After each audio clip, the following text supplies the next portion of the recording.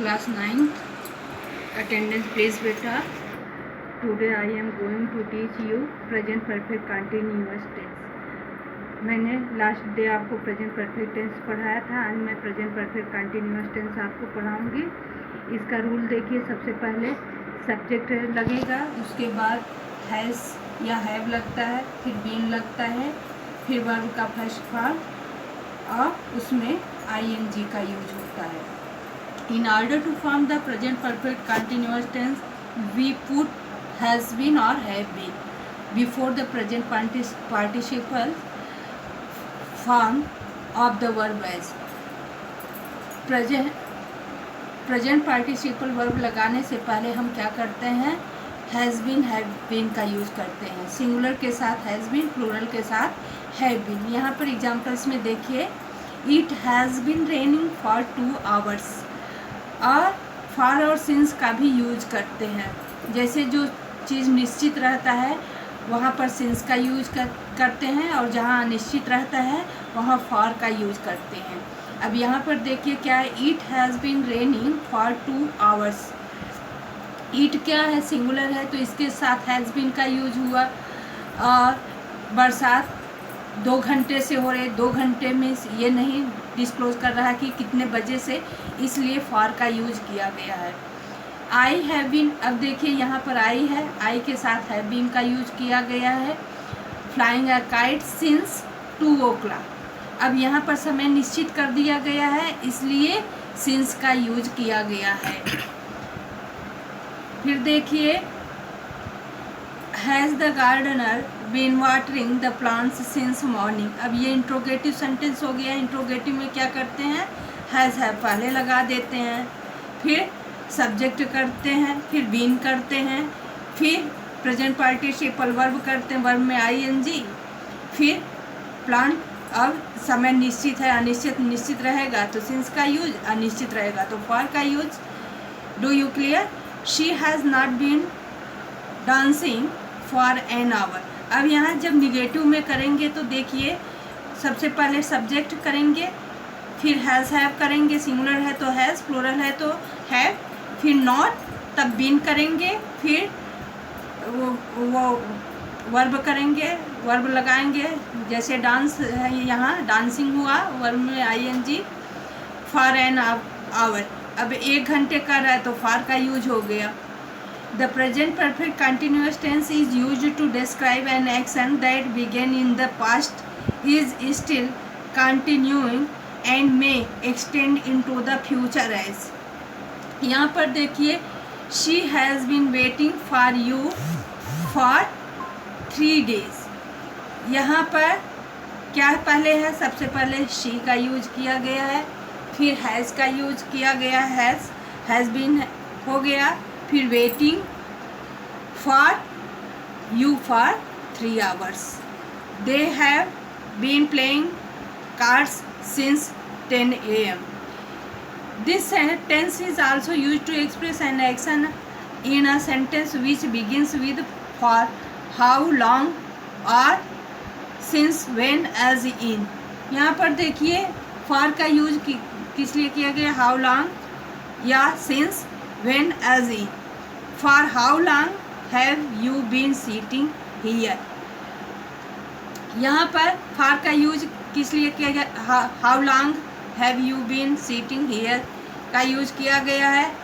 Since, यहाँ पहले for और since का यूज पहले कर दिया गया है। ऐसे भी यूज किया जाता है, ऐसे भी सेंटेंस होते हैं जिसमें for और since का यूज पहले किया जाता है कि कितने बजे से, कितने घंटे से, तो वहाँ पर फॉर और सिंस पहले कर दिया जाएगा। Has he been living in this house, कितने सालों से ये इस मकान में रह रहा है। This tense is also used to express an action which began in the past and has been just completed, however its result is visible in the present as in। कोई भी चीज़ जब प्रेजेंट में विजिबल दिखाई देती है तो क्या करते हैं? ऐसे इसका यूज करते हैं। I have been studying since morning and I am much tired now. मैं सुबह से क्या कर रहा हूँ? पढ़ रहा हूँ। I have been studying since morning and और इस समय मैं क्या हो गया हूँ, अब मैं थक गया हूँ। Since when has he been living in this house, same ऐसे ही ये भी है। This tense is also use to express an action which began in the past and has been just completed, however its result is visible in the present as in the morning। ये तो यही था, देखिए note में since is used for a point of time, यहाँ पर since का use किसके लिए किया गया है, टाइम के लिए। for is used for a period of time, कितने समय से, कितने घंटे से। Remember has if time of the beginning of an action is given present continuous tense, it would automatically become present perfect continuous tense। अब जब जैसे देखिए एग्जाम्पल में दिया हुआ है प्रेजेंट कंटिन्यूअस में, मोहन इज वीपिंग, मोहन रो रहा है, ये क्या है, कौन सा टेंस है, सिंपल प्रेजेंट कंटिन्यूअस। बट लेकिन Mohan has been weeping for an hour, अब ये क्या हो गया, प्रेजेंट परफेक्ट कंटिन्यूअस टेंस में हो गया। मोहन हैज़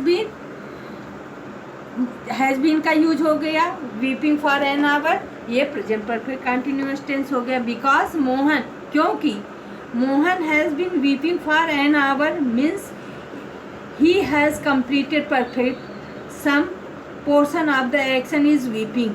यह क्या हो गया, एक घंटे एंड फॉर एन, एक घंटे से कंप्लीट हो गया है परफेक्ट टेंस, इसलिए यहाँ पर क्या है, action weeping, the action of weeping is still continue, लगातार चल रहा है। Therefore it is the sentence of present perfect continuous tense. We say हम कह सकते हैं, यहाँ पर देखिए point of time, point of time since क्या है, मॉर्निंग, जैसे कोई चीज़ सुबह से हो रहा है तो ये यहाँ पर क्या लगता है, सिंस लगता है। मंडे दिन निश्चित है तो सिंस का यूज हुआ। जैसे किसी महीने का जून, सिंस जून, ये भी निश्चित है। 1979, ये भी निश्चित है। जो डेट समय क्लियर है तो वहाँ पर सिंस का यूज होता है। पीरियड ऑफ टाइम में क्या होता है, जैसे 2 घंटे से, 2 सप्ताह से, तो यहाँ पर फॉर का यूज होता है। 2 वर्षों से, for 2 hours, for a week, for a long time, for 5 years. तो आपको इसको कॉपी में करना है, इंग्लिश लैंग्वेज की कॉपी में करना है। और ये एक्सरसाइज 4 मैं दे रही हूँ। Fill in the following blanks with the correct tense present of the verbs given in the brackets. यहाँ पर ब्रैकेट में वर्ब दिया गया है, इसको आप करेक्ट करके लिखिएगा, इसमें सेंटेंस पूरा करिएगा। That's all. जय गुरु।